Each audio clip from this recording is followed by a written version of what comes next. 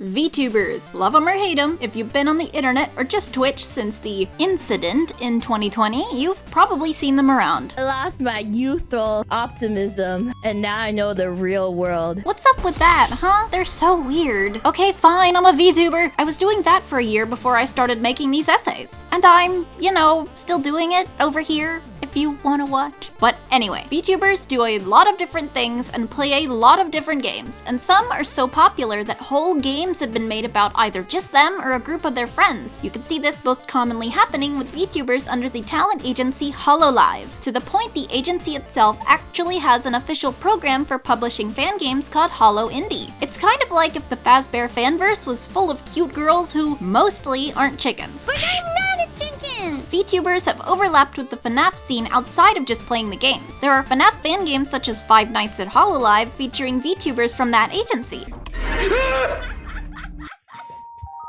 But what the scene hadn't seen before was a VTuber making a FNAF fan game about their own agency. Well, technically it's not an agency, but Meet VchiBan, a male VTuber from the group known as VchiBan. I think that's how you say it anyway. Shia is a singer and streamer using a rabbit-like persona. Though you might not have assumed so, he's also an experienced game developer, and therefore it was through him that the game Meet Your Oshi released in the month of November to critical acclaim, being played by some well-known streamers such as Iron Mouse and Quite.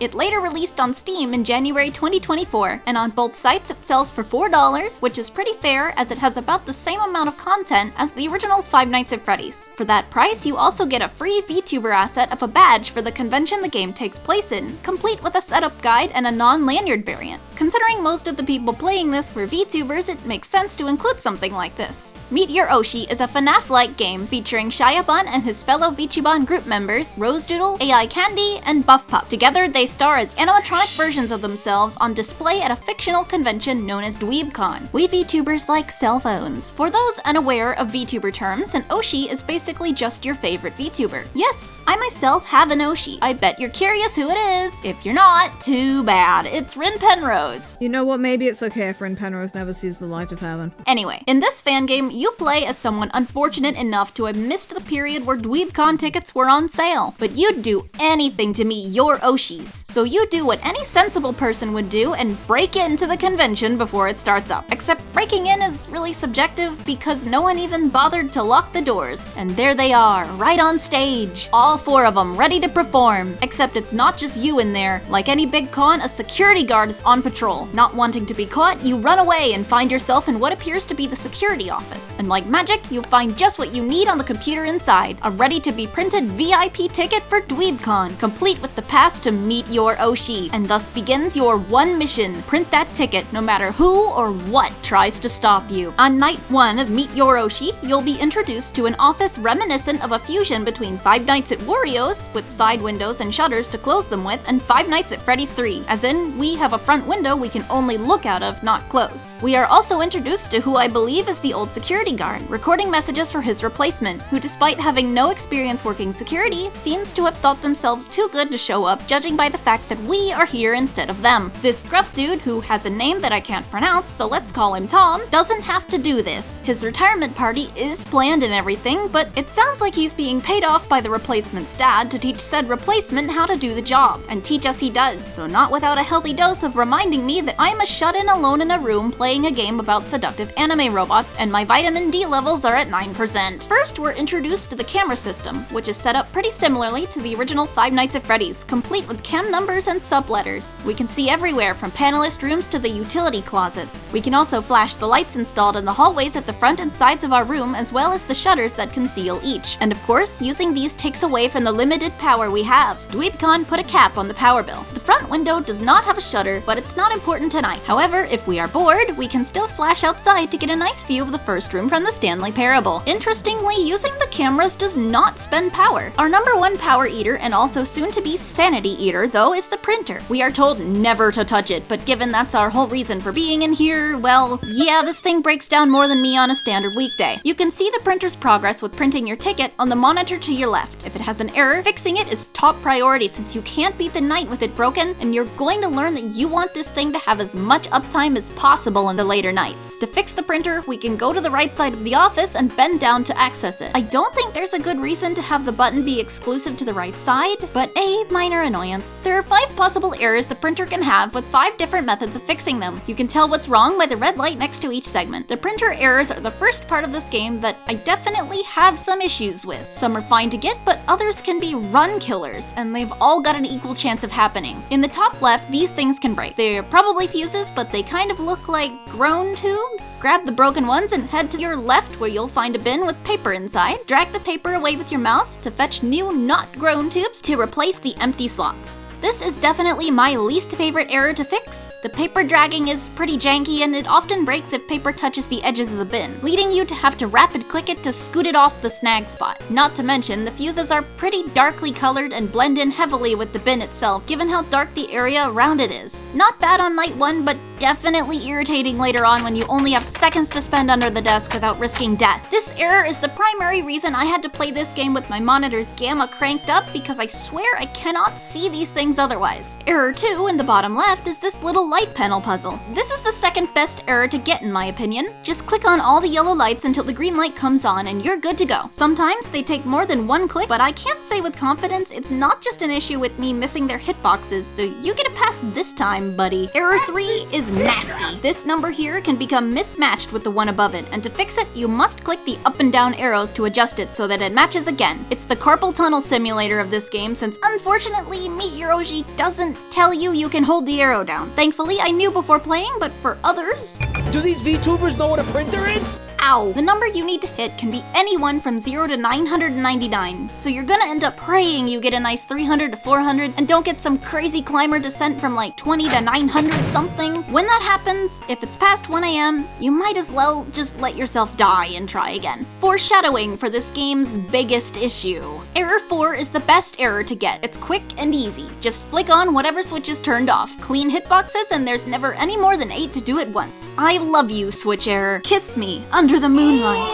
Error 5 is a weird one. I can't confidently place it on a difficulty scale. The ink arts will go bad and you'll need to pry out those bad ones, which can take a variable number of clicks. Head to the right to fish new ones out of a different bin, then return to the printer to slot them in. It's best if only one breaks, but it's not really a run killer if you're a fast clicker and if it doesn't happen in conjunction with another error, because yes, they can stack. The printer may be nefarious, but it's not our only problem tonight. Despite the unlocked doors, the only intruders besides us are coming from inside. We're fighting off the Shia Bun and Candy robots. Their mechanics are simple though. Shia can only appear at the left window and closing the shutter on him will ward him off. Candy, on the other hand, can appear on either the left or right window, but on early nights appears to favor the right. Check both, be fast with those errors, and you should be just fine. Candy is about as fast to kill as Shia, if not faster, so practicing prioritizing them is a good idea. The Rose animatronic is active on this night, but she rarely makes it to your office. If she does, however, she will only appear in the right window, again being blocked by the shutter. She appears to move the slowest when it comes to killing you, but don't write her off. You could miss her smaller stature if you're not paying attention. Handle all these threats and you'll breeze through night 1 to be rewarded with the printer having shredded your ticket. On to night 2, which is more the same honestly. Rose just finally starts showing up more often. So rather than sitting through the same again, let's do a bit of analysis on the designs of these animatronics before we start hating them for other reasons. Because honestly, these models, made and animated by Sapaki Joe, are pretty damn cool. We'll show them side by side with their associated VTuber and then pick them apart. Images are all taken from official reference sheets provided by the VTubers themselves. First up, Buff Pup. That rhymes! Keep in mind, this is not her current model. Instead, we are looking at the one her robotic form is based on. We shall also apply some tasteful pro-YouTube monetization censoring because women's chests are terrifying. Try having one attached to you. Ugh.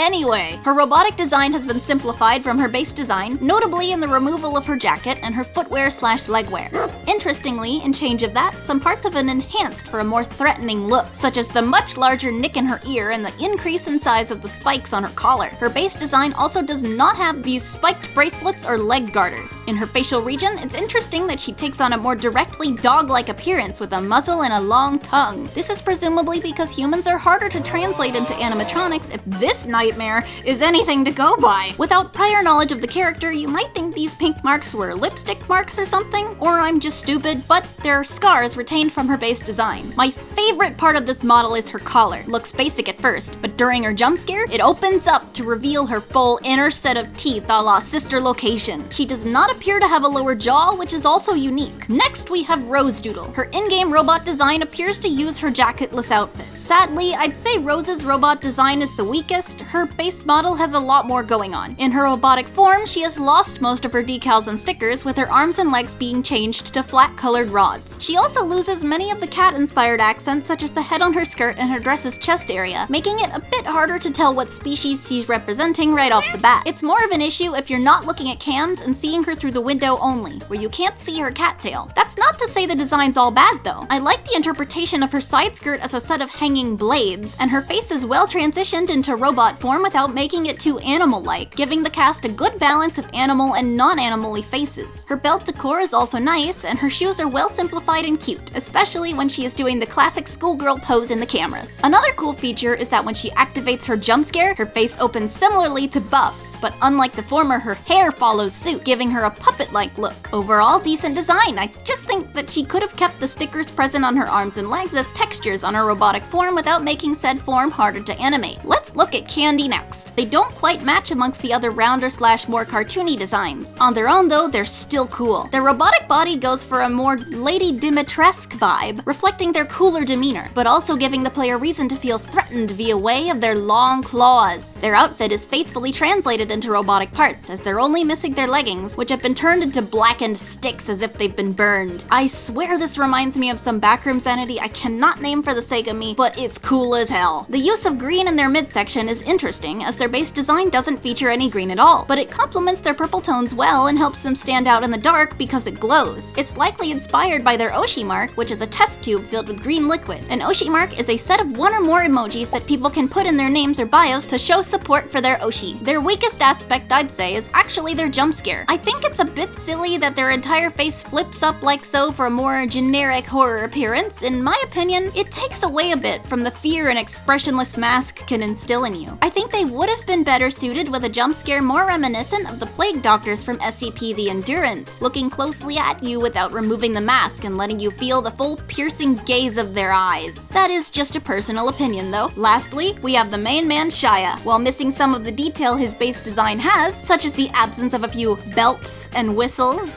oh, brother, this guy stinks! I really like how his clothing was interpreted as robotic covering. Since Shia has many gaps in his outfit, in his robot form, separations were designed as plating almost like a form of armor. For example, his blue jacket, if you can even call it that, falls over the top of his chest in a way that reminds me of how Glamrock, Freddy, and Monty are constructed. He even retains his muscle structure here because of the clever way the black metal on his torso is segmented. Shia falls into the animal face category of the 4 animatronics alongside Buff Pup, as he uses aspects from his full furry design rather than his more human one. Interestingly, like Buff, despite both wearing shoes in their furry forms, their robotic counterparts do not. Shia's facial structure allows him to keep a sultry look that fits his usual persona, but during his jump scare, that same structure forms some pseudo-fangs above his normal teeth that make him look more threatening. One more cool thing to mention is that Shia only has one hinged ear. It's an odd design choice when making an animatronic, but I think it's a cute nod to the fact that one of his ears in his base design is always flopped over. Let's look back to the game. We're through night 2. That wasn't too bad. Unfortunately though, our ticket's messed up again. This time it's been completely smudged and smeared. Looks like we're clocking in for another night. Night 3 shakes things up a bit.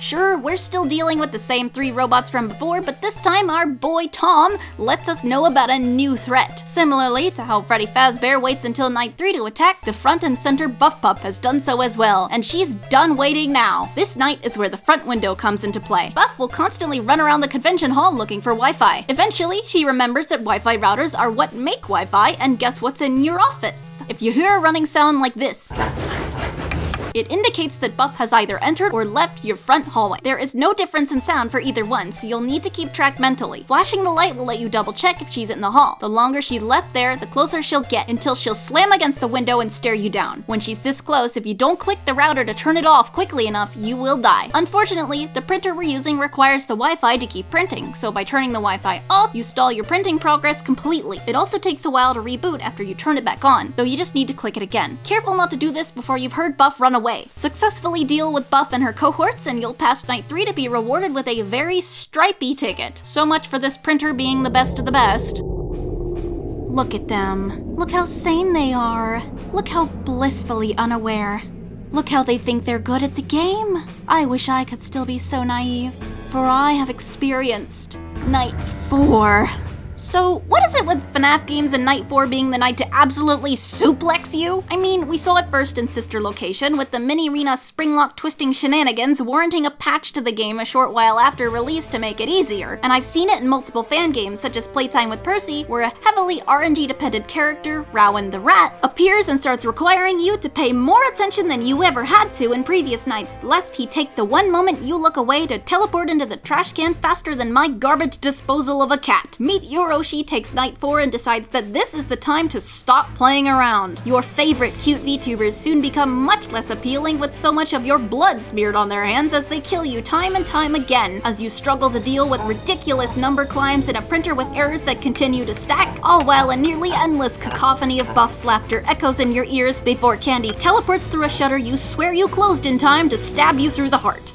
Night 5 ends up being more of the same, an RNG hell from which few escape, left to the mercy of the cold metal heart of a printer. I myself spent about an hour or so clearing nights 1 to 3, and then the latter 3 hours of my stream were spent attempting nights 4 and 5. I did some research, threw up VODs like Iron Mouse's Cinders and Sayu's and checked how long it took them. Between Mouse, who couldn't beat it, and Sai and Cinder, who did, both spent about an average of 3.5 hours on these 2 nights combined. It's truly ruthless, and not for the right reasons. There's a strategy here, but you're going to be battling luck and trying it over and over. So let's dive in and go over what you can do to beat these nights and why oh why there need to be some changes here. There are several things you need to know going into this night that neither the game nor its store pages will tell you. I found these out by accident and from a Steam forum post by the user Inquisitivity going into detail on the animatronics AI. The first mechanic you need to know is that the game does have one hotkey that I know of. Both the spacebar and the enter key will repeat your last action when pressed. For example, if you click the light, then press space, the light will turn off, and you can use the spacebar to quickly flash that light until you click something else. Entering the cameras doesn't count. It's highly advisable to flash one window, then move to the other, and before flashing it, press the hotkey to flash the one you saved earlier in order to make sure no one spawned while you were looking away. As you can tell if they did without seeing by the stinger noise that plays, and quickly make your way back over to block them. This motion should be practiced and repeated through the night, as the animatronics can both appear and leave quickly, so countering them and opening your shutters afterwards is crucial for saving as much power as possible. In between cycles of this, you need to open the cameras briefly. This is because Buff Pup actually works a lot like Foxy in the original Five Nights at Freddy's, in that she will not move if you're looking at any camera, not just the one she's on. If Buff makes it to the hallway, disabling your printer takes away precious printing time, so you'll want to make sure you have to disable the router as few times as possible. A recommended camera to sit on for most of the night would be camera 3B, as Candy appears here as well. Candy can also be cam stalled, but only if you're looking at them. It's difficult to keep track of them the whole night as they move very quickly, so following them specifically isn't advised because it takes too much time, but leaving the camera here lets you keep them at bay if they happen to appear, making it so you see at least a little less of them at your window. Be warned that after stopping them, they'll have a chance to appear at your other window soon after, so check both before you assume they're gone. Lastly, some printer strategies. If your ink carts break, focus on one segment at a time. First remove the carts, then go back and check for threats before going back in to grab new ones and replace them. You can do this if you're slow with the fuses as well. Other errors can be knocked out in one go if you click quickly, leaving the numbers error for last. This one is the true demon, as mentioned before. If you end up getting unlucky and have a high number to get to, go about 100 digits or so at a time, then do your checks, or simply close one or both doors and go all the way while just praying something doesn't sneak in through the gaps while you're busy. Overall though, you're just going to be hoping you don't get this error at all, and if you do get it, pray that it's a small number, or chances are your run is is just dead, and so are you, from losing too much power. If your power goes out, it's not the end, as you'll still have access to your cameras to stall Buff and to the Wi-Fi router if she still gets in. It's best to immediately find Candy and just leave the camera open on them, therefore knocking out 2 threats. The odds aren't fantastic, but if your progress bar is close enough, don't write it off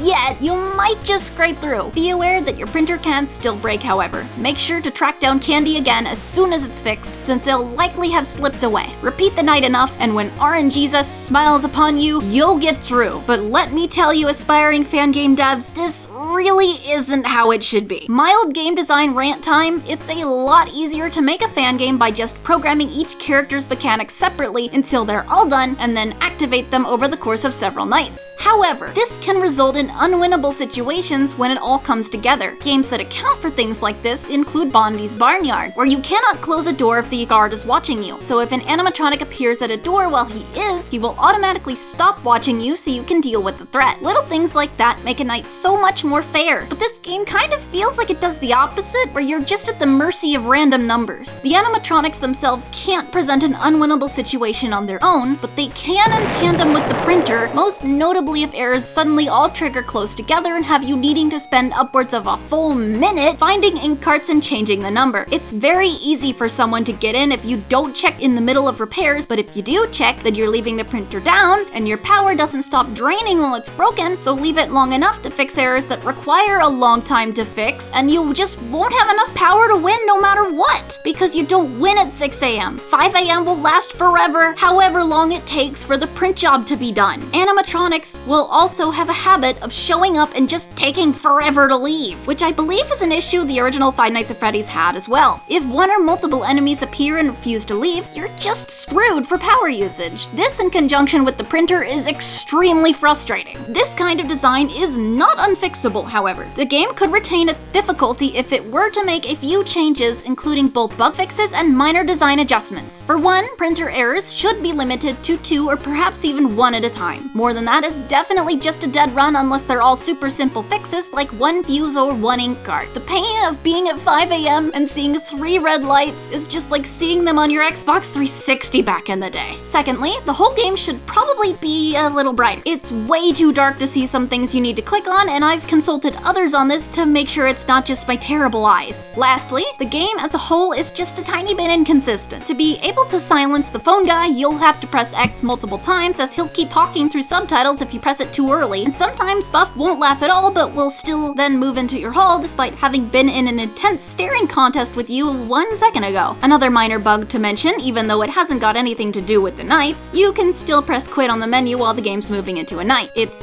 just kind of funny. I will now hop off my high horse and actually try to beat this night for the 50th time so we can look at the extra things this game has to offer before we end.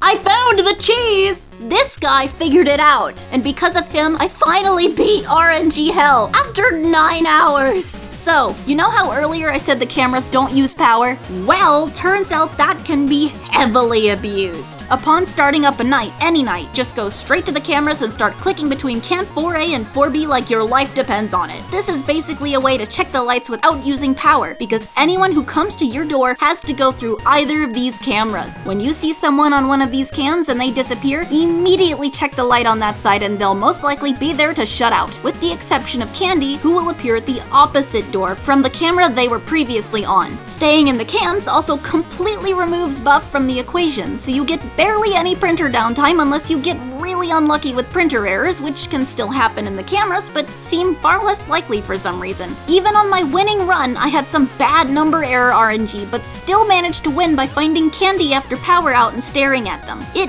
is still important to be aware that enemies can slip past your camera clicking, so you must still check lights sometimes, especially if you see cam flickers but no robot accompanying them. But balance both, and the leftover power from way less light usage will be your saving grace. And we finally can meet our Oshis.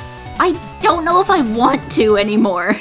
But now that that's over with, what's a good fan game without a night 6? In place of a usual night 6, we instead have a goober night. A goober night transforms all the animatronics into, well, Goobers. Goober being the mascot of the VchiBan group. It's basically just a cosmetically switched harder Knight 5, and beating it can be done with the same cam cheese strategy as the other knights. At this point, I was mentally exhausted enough by Knight 5 though, and developing carpal tunnel, so I chose to spare myself. Beating Goober Knight doesn't unlock anything besides an achievement and another paper on the wall besides the main menu. Oh, right, I never mentioned the fake ending where you just don't bother to break in at all and instead simply leave. I love it when games do this, honestly. I am a little disappointed that there doesn't seem to be a model viewer or extras menu like a lot of other fan games do, but it is what it is. We do get a cute little credits area with 8-bit sprites to represent everyone that worked on the game, complete with unique dialogue for each. And alongside the Steam release of the game, I think, a custom night was added, which is self-explanatory, but I love that they did the animatronics get scarier the more you increase their AI thing with the menu. Meet Your Oshi also features 13 total Steam achievements, for which a guide did not exist until I came along and spent too long playing this to find out how to get them all. Real quick like, beating Knights 1 through 5 will get you 1 achievement each. Beating Goober Knight will also award 1. Click on the VchiBan website button on the main menu to get browsing the web, and find a random goober on the cameras, most commonly camera 6, to unlock Goober Surprise. Deciding not to break in the intro will earn Go Home. For the more complicated achievements, you'll earn Connected if you manage to stall Buff Pup for the entirety of Night 4 so that you don't have to turn off the router. Family Photo will be earned if you see all animatronics on the same camera. This is best done by setting everyone to 20, closing both doors, turning your router off, letting Buff move until she gets to cam 3B, then not moving from that camera until Rose, Candy, and Shia appear, as once Buff and Candy arrive, they cannot leave. Smack That is earned by going to camera 3B and clicking on this mousepad. And lastly, you could get Squeaking All Night by clicking on every goober in one night. There is 1 on your desk, 1 on cam 1, 2 on cam 3A near the trash can and on the directional sign, 1 to the far left of camera 3B,